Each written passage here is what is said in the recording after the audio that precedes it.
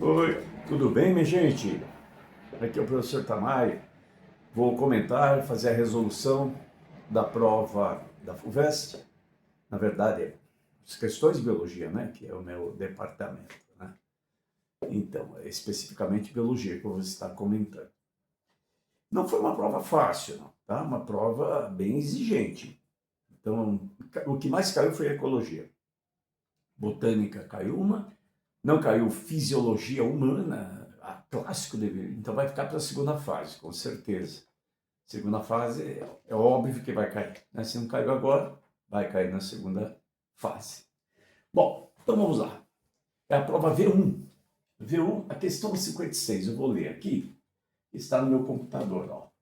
Aristóteles produziu aquela que é considerada a primeira classificação dos organismos vivos no mundo ocidental. Nela considerou principalmente a existência de características compartilhadas para dividir os seres vivos em distintas categorias. Atualmente, a classificação dos seres vivos pauta-se no paradigma da escola filogenética, que é a cladística. Tal escola, A, também realiza análise de características compartilhadas entre os diferentes grupos de organismos. Lógico, tem que estar fazendo uma análise comparada, né? Buscando identificar ancestrais comuns e relações de parentesco entre eles. É isso. O que a filogenia, a filogenética faz na cladística? Para montar aquele cladograma famoso, né? Realiza análise de características compartilhadas entre os diferentes grupos de organismos, é lógico, tem que fazer isso, buscando identificar ancestrais comuns a relações de parentesco entre eles. Essa é a alternativa correta na questão 56. Não vou discutir uma por uma, porque eu acho que daí vai muito tempo e fica cansativo para vocês. Né? Se for a A, eu já mato o assunto. Se não for a A, a gente vai discutindo até chegar nelas. É melhor assim. Bom, vamos para a questão 57. 57, biotecnologia. Conforme eu falei, biotecnologia caiu. Lembra? Eu postei uma aula assim, o que mais cai? Então eu falei ecologia. Depois eu falei biotecnologia, imunologia. Tá lá, dito e feito. Dito e feito.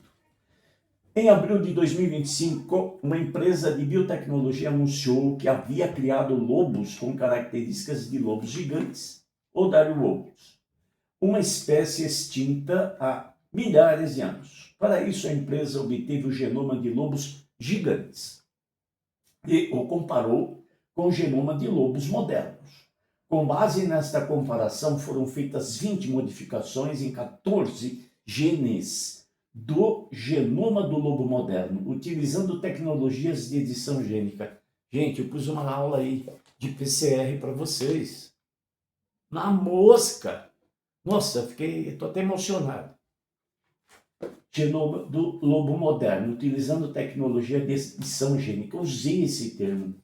Em seguida, o núcleo de uma célula do lobo moderno, contendo o DNA editado, foi inserido em óvulos anucleados de cachorras. O óvulo não vai dar nada, eles tiraram o núcleo, quem manda é o núcleo, eu sempre falei isso. Por fim, os óvulos foram inseminados em cachorras, possibilitando a gestação. O resultado foi o nascimento de 3 filhotes, 2 machos e uma fêmea que possuem pelagem branca e espessa, além de um tamanho corporal maior, lembrando o fenótipo esperado de um lobo gigante. Se, no futuro, a empresa resolver acasalar estes filhotes, espera-se que a prole seja parecida com a cachorros? Não, pois os ovos utilizados para gerar os filhotes é dessa espécie. Os óvulos, eles tiraram o núcleo do óvulo. B, lobos gigantes, uma vez que cada geração tenderá a ser mais parecida com a espécie extinta. Não, também não é assim, né? Lobos modernos, selvagens, nossa, uma vez que edições do genoma não são hereditárias. Claro que são. Gene, não vai ser hereditário? Essa tá fácil, não é? Não tá difícil. Lobos modernos modificados, sim, eles inseriram genes no genoma do lobo moderno, né? Pegaram o gene de lobo gigante. Lobos modernos modificados, pois os núcleos utilizados para gerar os filhotes são desta espécie. Claro, lobos modernos modificados, porque o texto, ele diz, pegaram 14 genes do lobo moderno, fizeram modificações em 14 genes. Então, lobo modificado, D de dado. Beleza. Vamos para a questão agora 64. Questão 64. Vamos ver o assunto aqui. Eu, na verdade, abri meu computador agora. E eu falei, não, eu vou lá para os meus fiéis alunos. 64. Após a confirmação da primeira morte humana por gripe aviária, virose, eu também coloquei lá, eu postei a aula, coloquei assim para vocês, doenças, viroses. Após a confirmação da primeira morte humana por gripe aviária dos Estados Unidos, surge a dúvida sobre a possibilidade de uma nova pandemia. Pandemia é quando tem infecção espalhada pelo mundo aí, né? Pandemia. Embora os vírus da gripe aviária ataquem principalmente aves, por isso que é aviária, eles também podem infectar outros animais, incluindo humanos. Infecções humanas com vírus da gripe aviária são raras e normalmente não se transmite de pessoa para pessoa. Tá. Os cientistas concordam que mudanças chaves na sequência genética do vírus seriam necessárias para iniciar uma pandemia. Cada vez que um vírus infecta uma célula e novas unidades virais são produzidas, erros podem ocorrer. Ocasionalmente, há uma mudança genética que ajuda o vírus a se tornar melhor em infectar células. Assim, essa versão do vírus pode superar outras, infectando novos hospedeiros ou novos tipos de hospedeiros. Com base no texto, as mutações, eu pus uma aula de mutação, né? No vírus da gripe aviária. Ocorrem quando elas infectam espécies diferentes. Não necessariamente, não é isso. Então, Lamarck, né? Infectou, de tanto infectar, vai ocorrer mutação. São induzidas unicamente pela resposta imune do organismo hospedeiro. Resposta imune vai atacar com anticorpos. Como é que o anticorpo vai induzir? Ocorrem quando o vírus se replica dentro das células infectadas. Lógico, replicação. Quando ocorre replicação, esse material genético do vírus, pode ser DNA, pode ser RNA, ele é muito suscetível à mutação. Tá? Ele é muito delicado, principalmente vírus com RNA. Haja ver o HIV, que tem RNA, a dificuldade de se fazer vacinas, porque eles sofrem mutações frequentes. Ele é um vírus de RNA. RNA é uma cadeia só. Então, é ser de cuidado com os vírus. Agora, a questão 65, deixa eu ver aqui. Vacina, mais uma de imunologia. A vacina contra a dengue, co-desenvolvida pelo Brasil, a Qdenga, começou a ser oferecida pelo SUS em 2024, é verdade. Indivíduos imunocompetentes recebem vírus atenuados. O que é atenuado? Enfraquecido. Tá? Um vírus enfraquecido. Ao serem vacinados, adquirindo imunidade sem ficar doentes. Então, a atenuação viral é isso. Eles vão fazendo replicações, às vezes até em embrião, né, de ave, de galinha, e o vírus vai sofrendo mutações. Vai que numa dessas eles conseguem provar, identificar que a mutação, que o vírus mutante, aliás, ele é mais fraco. Então aquele vírus vai virar vacina, é um vírus atenuado. Às vezes atenua até com calor, tá? Ou seja, enfraquece. Pessoas com imunodeficiências, indivíduos com HIV sintomático, gestantes e lactantes não podem ser vacinadas. No entanto, essas pessoas podem ser beneficiadas com a vacinação da população, pois pessoas não vacinadas adquirem imunidade por contato com vacinados. Pessoas não vacinadas adquirem imunidade por contato com vacinados. Bom, Mosquitos transmissores da dengue morrem ao picar pessoas. Nossa, absurdo. Essa você já chutava para escanteio, né? Vírus atenuados alteram o material genético dos vírus selvagens. Pode até acontecer, né? Mas não é isso não. As chances de epidemia diminuem quando a cobertura vacinal é alta. Sim.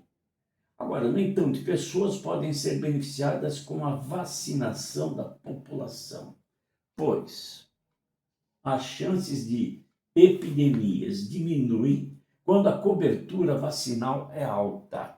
É óbvio que isso, mas veja, essa é a menos piorzinha, sinceramente. Dá para encarar que as chances de epidemia diminuem quando a cobertura vacinal é alta, isso é óbvio. Mas o texto, ele diz assim: no entanto, essas pessoas podem ser beneficiadas com a vacinação da população. Quer dizer o seguinte, que a pessoa recebe o vírus atenuado. Tá? É como se fosse o que acontece com a vacina da poliomielite, que vai via oral. O vírus atenuado. Se a criança recebe essa vacina, ela contém o vírus. O vírus está nela, lógico, está atenuado, mas está circulante. E o corpo fabricando anticorpos. Se essa pessoa espirra, ela vai jogando nas gotículas de saliva, ou mesmo quando tosse, eles jogam vírus, um vírus atenuado.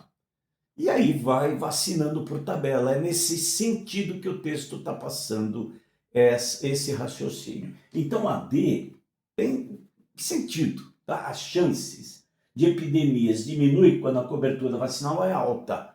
Tá, ela é alta por quê? Está escrito no texto: pessoas podem ser beneficiadas com a vacinação da população. Então, uma gestante, ela não foi vacinada, mas ela tem contato com uma pessoa vacinada que vai estar lançando o vírus no ar quando espirra, porque o vírus está atenuado e está circulante no sangue dessa pessoa, entendeu? Então, ela recebeu vacina, recebeu vírus atenuado. Se tivesse recebido fragmentos do vírus, não teria sentido isso, não tem sentido, né? Mas o vírus atenuado, ele é mais eficaz na vacinação por tabela. 65 foi. Vamos ver agora 78. 66 não é, está em inglês. 67 não é. 68, deixa eu ver, não. 78. Ó, 70, estou passando aqui nada, química. Vamos para 78. Tem mais biologia, ficou espalhado, Tamayo? Ficou. 78. Deixa eu ver o que é essa 78 aí. A bióloga Lynn Margulis publicou um polêmico artigo em 1967 propondo que algumas organelas das células eucarióticas... na aula que eu postei sobre organelas celulares, eu falei da mitocôndria, que a mitocôndria tem DNA próprio, que a mitocôndria tem ribossomos. Lembra? Quem assistiu, né, essa aula matou essa questão aqui. Porque lá eu falei da teoria endossimbiótica, que a mitocôndria ela foi uma bactéria no passado que se associou a células eucarióticas. Mais uma. Olha lá. A bióloga Lynn Margulis publicou um polêmico artigo em 1967 propondo que algumas organelas das células eucarióticas, olha lá, poderiam ser o resultado de eventos de endossimbiose, no qual bactérias passaram a viver em simbiose dentro de células eucarióticas, até serem completamente incorporadas a elas. A hipótese de Margulis sofreu muita oposição, até que evidências experimentais mostraram que algumas organelas, de fato, possuíam muitas similaridades com bactérias. Entre as evidências da endossimbiose podemos citar as membranas duplas dos núcleos, não tem sentido. Os ribossomos aderidos ao retículo endoplasmático. Bactéria nem tem retículo endoplasmático rugoso ou liso, não tem. As bactérias são procarióticas. E a mitocôndria, ela foi, né, segundo essa hipótese, né, que ela publicou, ela foi uma bactéria no passado, então ela não tem retículo endoplasmático rugoso, bactéria não tem sistema de membranas. Parede celular das células vegetais. Gente, a célula vegetal é celulose. Quando você pega uma mitocôndria, ela não tem celulose, pelo amor de Deus. O formato do complexo de Golgi. Mitocôndria tem complexo de Golgi? Onde isso? E o genoma circular, eu mostrei nessa aula para vocês, lá de organelas citoplasmáticas, o DNA mitocondrial, vai lá para você ver. Bateu 78 E de elefante. Legal. Vamos ver mais uma. Turma, acho que é a 82 aqui. Eu estou buscando aqui. 81, 79, 80, 82. Deixa eu... 82. 82 é ecologia. Eu falei de poluição, né? Então, eu falei, dá uma olhada em poluição. Um dos maiores desafios na agricultura é a manutenção da quantidade ideal de nutrientes no solo sem o uso excessivo de fertilizantes que podem ser lixiviados. Pensando nisso, uma equipe de pesquisadores da USP desenvolveu um novo vidro fertilizante. Opa! Novo fertilizante é um material no estado vítreo, com concentrações adequadas de fósforo, silício e potássio, e apresenta solubilidade em água e no solo. Diferente dos fertilizantes convencionais que precisam ser aplicados repetidamente, já que seus nutrientes são levados pela água de chuva ou perdidos para a atmosfera. Os fertilizantes em vidro foram desenvolvidos para liberar nutrientes de forma controlada e prolongada. Sensacional, velho! Nossa, gostei. Em comparação com fertilizantes tradicionais de dissolução rápida, os fertilizantes vítreos poluem mais. Já começou dando um chute no estômago da gente. Acho que a USP vai fazer um fertilizante vítreo para poluir mais. B, não são eficazes. Não? Que é isso? C, polui menos, claro, né? Os lençóis freáticos, pois a menor velocidade de liberação dos nutrientes permite que as plantas os absorvam antes de sofrer lixiviação. Perfeito. C. Eu comentei sobre o excesso de fertilizantes no ciclo do nitrogênio, que eu postei para vocês, tá bom? Então, 86, C de cuidado com o que está lendo. 83, 84. 84 eu coloquei aqui na lousa, né, ó, 84. Isso aqui representa estômago, né? São as células estomáticas. Elas estão localizadas na epiderme inferior foliar da folha, principalmente. Não que não possa ter na epiderme superior, tem, mas a grande maioria é na epiderme inferior da folha. E os estômatos são sensíveis à luz, a teor de água, a potássio, gás carbônico. E essa célula, veja, ela tem parede celular, que é uma célula vegetal. Então, tudo aqui onde eu estou passando meu dedo, ó, vou até apontar com uma caneta, que é mais fácil para você enxergar. Ó. Isso aqui é uma célula. Parede celular, deixa eu aproximar a minha câmera, que lá vem história. Ó, pronto. Parede celular. Parede celular. São células estomáticas ou células guarda. Núcleo, vacúolo osmótico, que contém uma solução salínica, sais e outras coisas mais. Vacúolo. Isso aqui controla a osmose, o poder osmótico da célula vegetal. E acontece o seguinte, durante o dia, na grande maioria das plantas, ocorre a abertura do estômago. O estômago é uma estrutura relacionada com a transpiração vegetal. Por aqui, quando eles estão abertos, sai vapor de água. E também a vantagem de deixar o estômago aberto aqui, ó. Essa abertura, esse poro, na verdade se chama ostiolo. A vantagem de deixar isso aqui aberto é que, além da transpiração, também ocorre saída de oxigênio por esse poro e entrada de gás carbônico à atmosfera para a fotossíntese. Então, repito, quando o estômago está aberto durante o dia, sai vapor de água, transpiração vegetal, entra CO2 para a fotossíntese, entra CO2, sai oxigênio, O2. Então, trocas gasosas. E a coisa funciona assim. Durante o dia, tem fotossíntese. Isso, eu deveria ter pintado de verde, mas eu não tinha canetinha verde, ficou em azul. Mas isso representa os cloroplastos. Quando começa o dia, luz, inicia-se a fotossíntese, produzindo glicose, consumindo gás carbônico. Para a fotossíntese tem que ter consumo de CO2, alterando o pH citoplasmático das células estomáticas.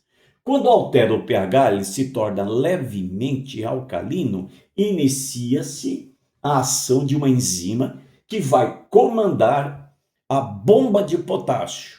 E aí, estas células começam a retirar por transporte ativo, através da bomba de potássio, começam a retirar este íon das células que estão aqui, que a FUVEST não desenhou, mas aqui do lado, assim, ó, dando a volta toda, na verdade, você tem células chamadas anexas, que são ricas em potássio.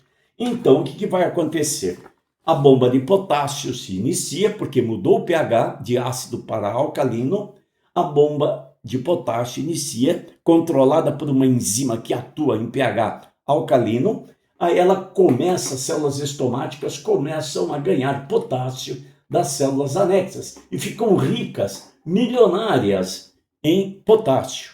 E ficam mais concentradas do que as células anexas. E daí? Aí vai acontecer osmose, porque a osmose é o movimento da água da solução de menor concentração para a solução de maior concentração.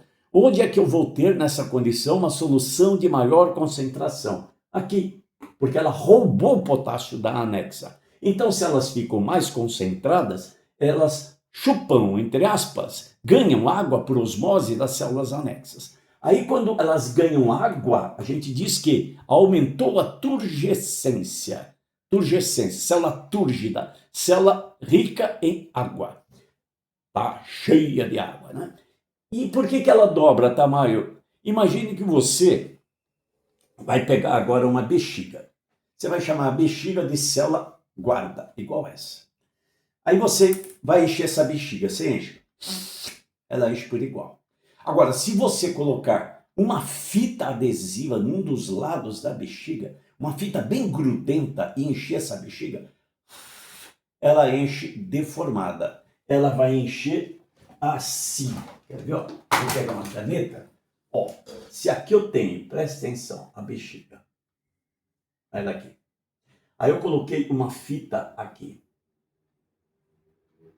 Uma fita daquelas grudentas, dá para consertar até tênis.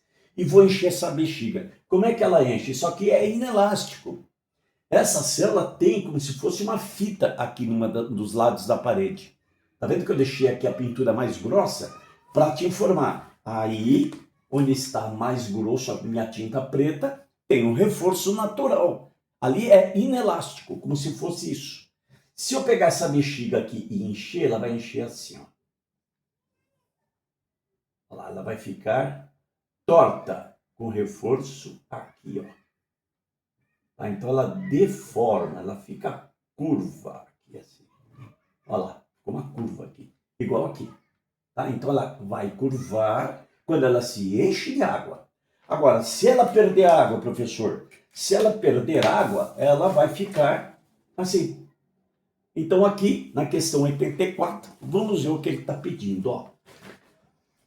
A figura a seguir corresponde às células estomáticas da folha de uma planta da Mata Atlântica em dois momentos distintos. Aqui e aqui. Aqui está túrgida durante o dia, aqui está fechado, fechou, tá vendo? Porque perdeu água à noite. À noite ela vai perder água. Por que ela perde água? Porque à noite não tem fotossíntese. Se não tem fotossíntese, a planta à noite ela só respira. A respiração celular nos vegetais acontece durante o dia e à noite. Durante o dia tem fotossíntese e respiração. À noite só tem respiração. E quando tem respiração só libera gás carbônico. Não tem fotossíntese para gastar esse gás carbônico. E gás carbônico no citoplasma reage com a água, formando ácido H2CO3, ácido carbônico, baixando o pH. Deixando o pH ácido, as enzimas que estavam controlando a bomba de potássio cessam o seu trabalho, cessam a função em pH ácido. Aí o que vai acontecer?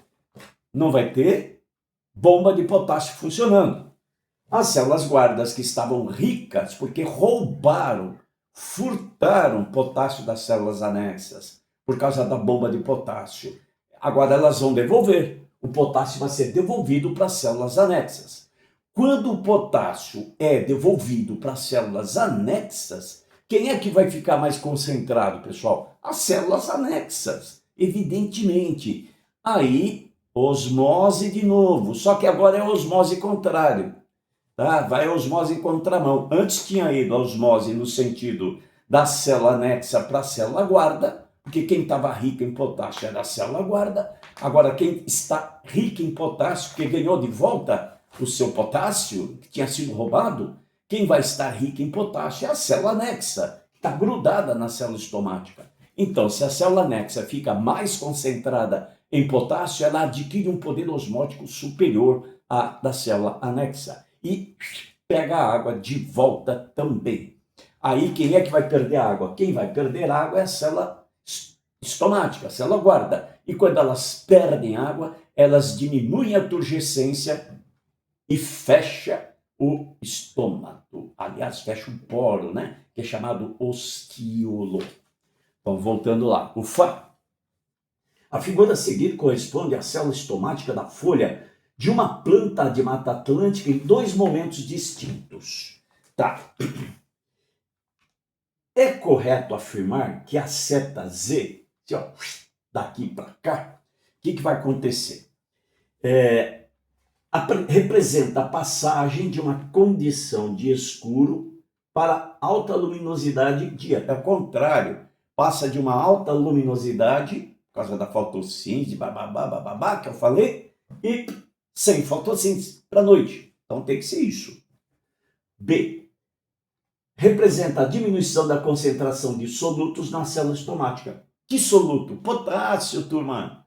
Então ela perdeu, devolveu o potássio para a célula anexa, que era dela o potássio. Quem roubou foi a célula guarda, ladra, sem vergonha. Bom, então é a B, Tamayo. B de beijo, turma, a 84. 85, deixa eu ver. A 85 mostra isso aqui, ó. Uma sobreposição de círculos A e B. A figura a seguir representa nicho. Lembra que eu falei?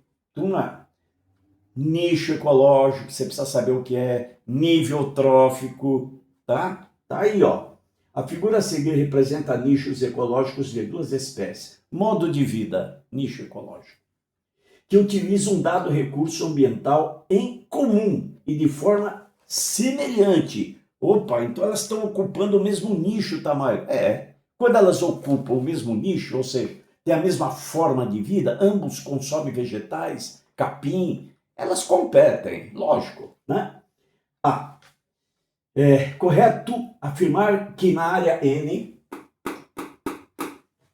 representa uma região de sobreposição de nichos, claro, na qual pode ocorrer competição interespecífica e interespecífica. O que é isso, Tamar? Pode ocorrer competição entre indivíduos da mesma espécie, estão competindo pelo mesmo alimento, ou interespecífica, né? Ou entre indivíduos de espécies diferentes, A e B. Então é A de amor. 86, que é a última aí, né? Zoologia. A rega e o zelo geraram uma infinidade de seres que descobria nos dedos ao mexer na terra. Minhocas, besouros verdes, bichos de conta. Bom, na obra A Visão das Plantas são descritas características dos animais e das plantas no jardim cuidado por Celestino. Nesta frase são citados animais que pertencem a diferentes grupos de invertebrados, como as minhocas, anelídeos, os besouros, artrópodes, insetos, e os bichos de conta, crustáceos, também conhecidos como tatuzinho de jardim. Isso, o tatuzinho de jardim é um crustáceo, né? Aquele que você mexe nele, ele enrola e fica uma bolinha. A cenário alternativa é que apresenta corretamente a informação sobre o sistema respiratório destes grupos. Aí é o que eu falei naquela orientação. Na zoologia, você tem que saber anatomia comparada. Não tem jeito, né? Não tem jeito. Os besouros e os bichos de conta apresentam respiração traqueal, sendo a umidade no solo importante em ambos os casos. Não, respiração traqueal não requer a umidade, tá? Então não precisa de umidade. Porque a traqueia dos insetos, ela já leva o oxigênio direto da atmosfera para as células, ela não depende de umidade nenhuma aí, tá? Minhoca, sim.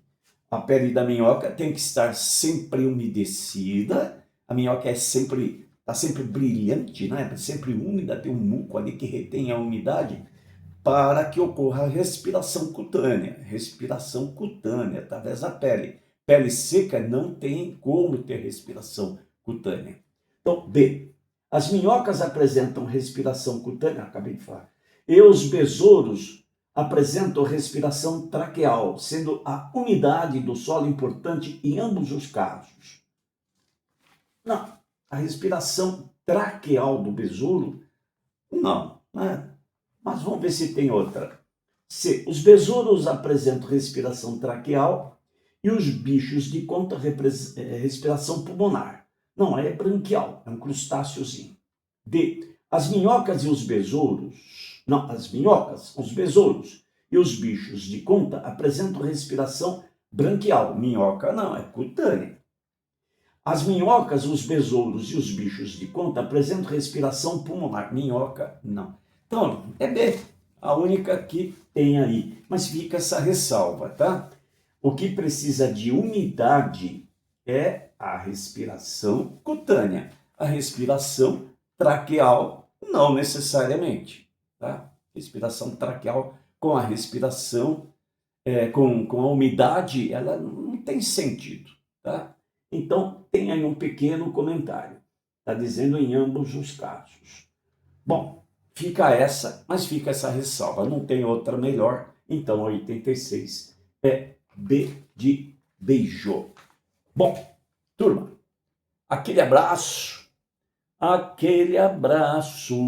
né? E até a próxima. Agora eu vou postar bastante aulas para a segunda fase e outras faculdades também que vierem pela frente, tá bom? E depois eu vou estar postando mais aulas, aí eu vou ter mais tempo, claro, com o tempo eu vou postar aulas de biotecnologia, vou fazer pesquisas no Google, principalmente, e também na própria USP, eu vou para lá na biblioteca, ver o que tem de pesquisas novas, para a gente estar sempre se atualizando na biotecnologia e etc. e tal. Mas eu postei lá o PCR, que foi importante, postei também o ciclo do carbono, postei o ciclo do nitrogênio, e vou colocar mais coisas agora visando a segunda fase. Não caiu nada de fisiologia na primeira fase, então com certeza certeza, cara. Quem vai para a segunda fase se prepara para a fisiologia.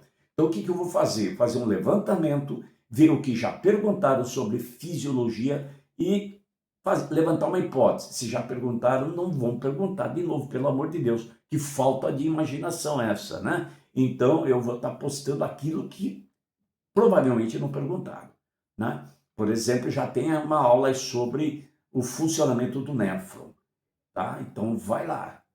Firmeza? Tamo junto. Então, quem ainda não está inscrito, por favor, se inscreva no meu canal aí, já vai me ajudar muito a fazer esse trabalho sem fim para vocês. E coloca um like lá se gostou. Se não gostou, paciência, né? Mas eu estou me esforçando. Um beijão. Tchau. Um abraço.